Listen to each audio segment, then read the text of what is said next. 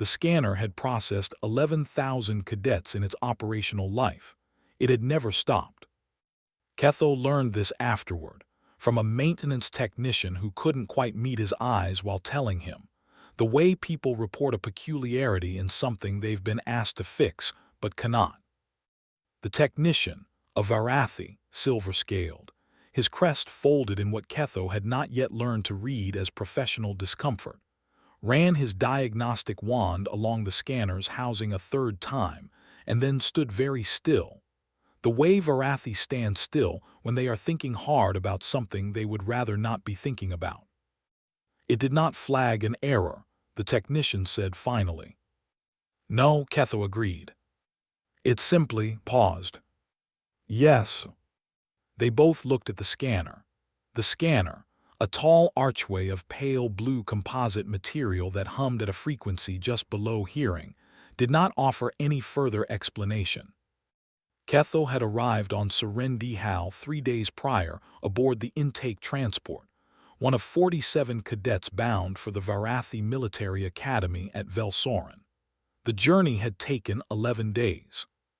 He had spent most of it watching the other cadets arrange themselves into the social geometries that Varathi apparently established early and maintained rigorously, clusters by home region, by caste tier, by the particular shade of their scale coloration, which he had come to understand carried information he wasn't yet equipped to decode. They were not unfriendly to him. They were curious, in the precise and careful way of people examining something they have heard described but never seen. A human, here, going through the academy like anyone else. He was the 47th cadet. He was also, as far as anyone in the intake cohort could determine, the first human the academy had accepted in its 400-year history. This fact was not discussed directly. It moved through the transport in the way of facts too large for direct discussion. A pressure in the air, a slight adjustment in the way the others positioned their bodies when he entered a common space. Velsoren Academy occupied the rim of an ancient caldera on the Serendihal Plateau. The buildings were stone, pale gray, grown into the rock over centuries, until the distinction between constructed and geological had blurred into something that felt less like architecture and more like patience made physical. Ketho's first impression, stepping off the transport into air that tasted of altitude and cold mineral, and something he couldn't name, was that the place had been here long enough to develop opinions. The intake processing was orderly. Forms, assignments, the issuing of equipment. The others moved through it with the ease of people fulfilling an expected sequence. Ketho moved through it watching everything, cataloging what he didn't understand, which was most of it, and saying very little. He had learned in the months of preparation before this posting that silence in Varathi social context reads as respect for complexity. This was one of the few pieces of cultural intelligence that had proven accurate. The scanner was the last station. Every cadet passed through it. This much he had been told. The Clarity scanner read neurological architecture, the specific patterning of intent, cognition, and instinctive response that in Varathi physiology was established early and changed very little across a lifetime. From this reading, a cadet's optimal core placement was determined. Logic core, strength core, command, diplomacy. The assignments were taken seriously. More than seriously, they were taken as a form of identity confirmation, the institutional act of saying, "This is what you are, and we have seen it clearly." 46 cadets passed through the archway in the time it took the low autumn sun to move 2 hand-widths across the caldera wall. Each one walked in, the hum shifted slightly in frequency, and the display above the archway produced a sigil, the core mark, in less than 4 seconds. Clean. Certain. The cadet stepped out the other side, already belonging somewhere. Ketho walked in. The hum changed. Not the small shift he had observed in the others, a different change, deeper, as if the machine were drawing more power, asking more of itself. The display above the archway cycled through 3 sigils simultaneously and then went dark. Not to blank, to dark, something extinguished. The scanner did not sound an alarm. It did not flag an error. It simply stopped processing and waited. Instructor Sarathvel, who had been overseeing intake from a position of professional detachment at the far end of the hall, crossed the distance to the scanner in a silence that was worse than any sound he could have made. He was tall even by Varathi standards, his scales the deep charcoal of an elder caste, his crest, which Ketho had begun to understand as the primary instrument of Varathi emotional expression, held very deliberately flat. He looked at the display. He looked at Ketho. He looked at the display again. "Step back through," he said. Ketho stepped back through. The scanner hummed. The display remained dark. "Step through again, slowly." He stepped through. The hum deepened. The display produced 2 sigils, then 3, then none. Sarathvel stood with his hands folded behind his back, which Ketho had been told was a posture of formal composure, and which on Sarathvel looked like a man holding himself together by long habit. "The scanner," Sarathvel said, "reads intent architecture."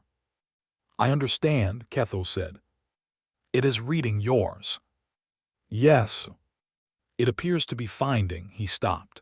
His crest moved, a small involuntary rise quickly controlled. "It will require recalibration." This was not true. They both understood this was not true. Ketho did not say so. Sarathvel did not look at him again as he sent for the technician. What the scanner had found, what it had not been built to accommodate, because no Varathi neurological survey had ever required it to, was not a single intent pattern.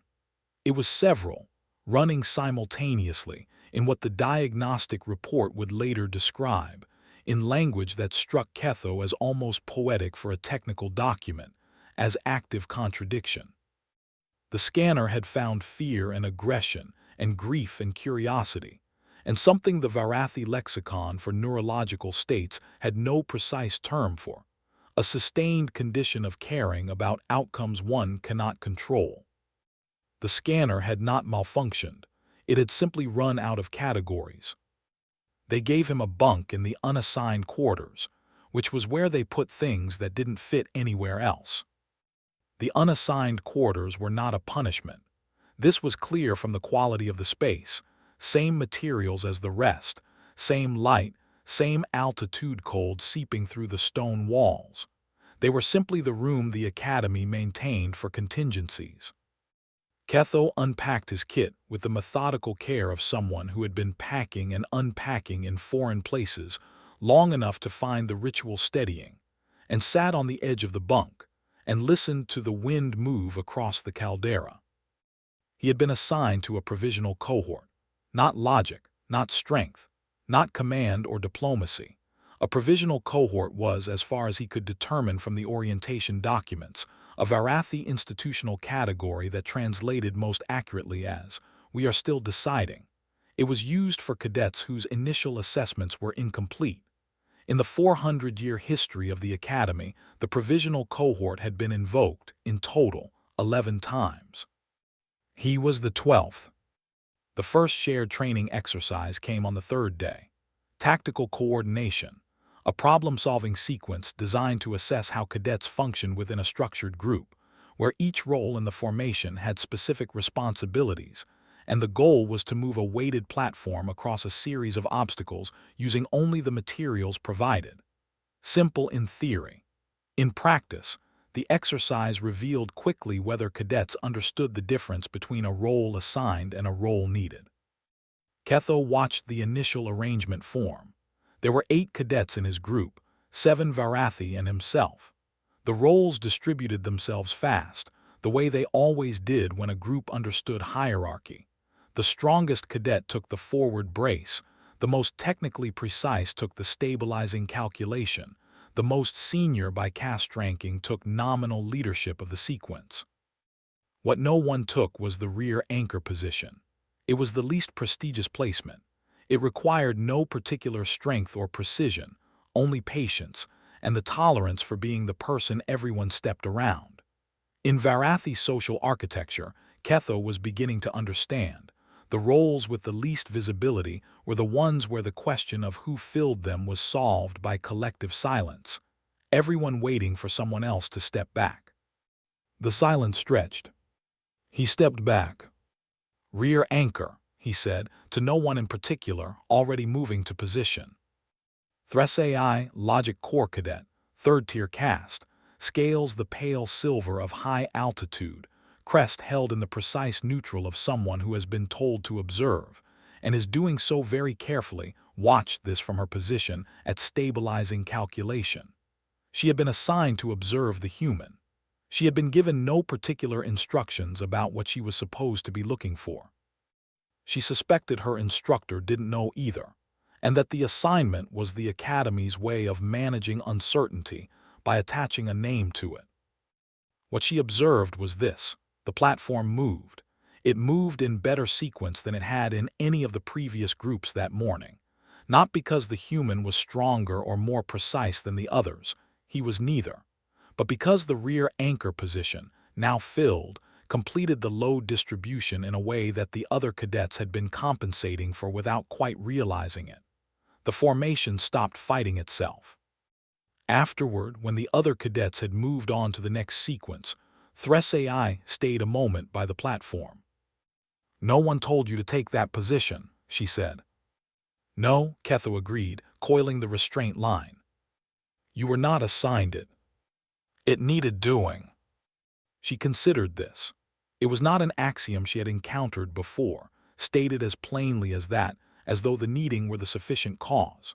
In Varathi institutional logic, roles existed because they had been rationally determined to be necessary, assigned because someone with the authority to assign had done so, and filled because filling one's assignment was the basic unit of social function.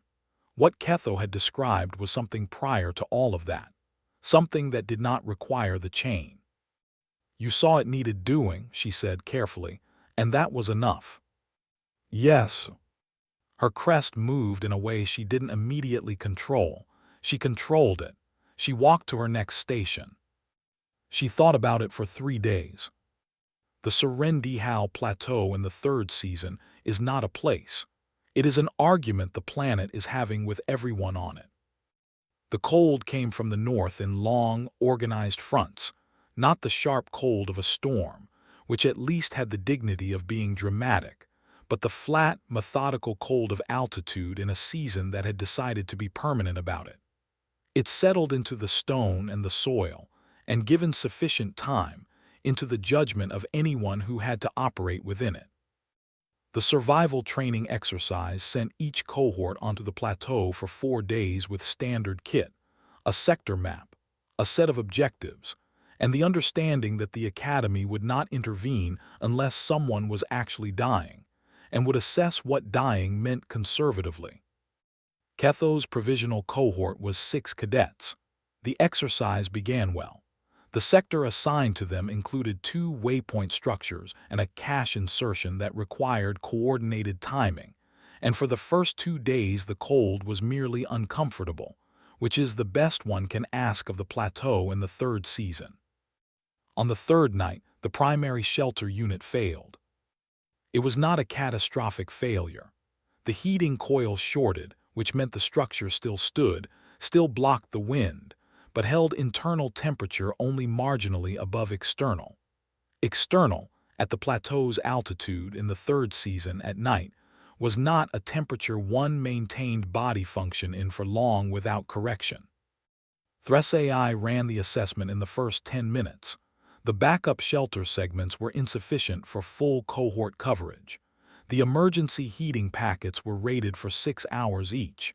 They had 4 hours until first light, at which temperature gradients would shift enough to make the problem manageable. They were 2 hours short. 6 cadets in 2 hours, and a math problem that only resolved if one of its variables changed. Ketho was going through the kit. Not in the methodical way of someone running a checklist, in a different way, handling each component, turning it over, setting some aside, picking others back up. Thres AI watched this without understanding it. He was examining the emergency heating packets alongside the shelter's ventilation baffle, alongside the standard-issue thermal underlayer, alongside a coil of rigging rope that had no obvious relationship to any of the other objects. "What are you doing?" she asked. "Thinking," he said. "With the rope. With everything." He took the 3 heating packets and stripped their outer casing carefully, without breaking the chemical cell inside. He took the ventilation baffle, a rigid panel designed to redirect airflow, and bent it, by main force, into a partial curve. He secured the heating packets to the concave surface of the curved baffle with the rigging rope, wrapped the thermal underlayer around the outside to contain radiated heat, and wedged the entire assembly into the shelter's central support column, oriented toward the occupied half of the floor space. It was not a heating system. It was a heat concentrator, a crude one, asymmetric, requiring the 6 cadets to sleep in the half of the shelter nearest the column. But it was enough. The math which had not resolved. No component of this assembly was designed for this purpose. The baffle directed airflow. The rope secured loads. The underlayer insulated bodies. The heating packets heated but diffusely, uniformly, wastefully. None of them in their specifications suggested what Ketho had made them into. They lay in the concentrated warmth in the half-dark of the shelter, breathing the thin air, and Thresei looked at the ceiling. "Where did you learn that?" she asked. "I didn't." "Then how did you know it would work?" "I didn't know," he said. "I thought it probably would."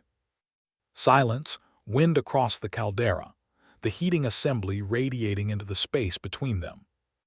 "That is not," she stopped. "Not what?" "Not a method," she said. "Not a known method." He was quiet for a moment. Outside, the plateau continued its argument. Inside, the warmth held. "My species," he said, "spent a long time not knowing things would work and trying them anyway. It's something we got good at." Thresei thought about the scanner that had not malfunctioned, that had simply found too many things at once. She thought about the rear anchor position, taken without assignment. She thought about the baffle, the rope, the underlayer, 3 objects that were not a solution until someone looked at them without being told what they were. "Were you not afraid," she asked, "tonight when the shelter failed?" He considered this with the seriousness it deserved. "Yes," he said. "But you acted." "Yes." The fear did not, she searched for the construction, did not override the action. "No." "How?" It was not quite a question.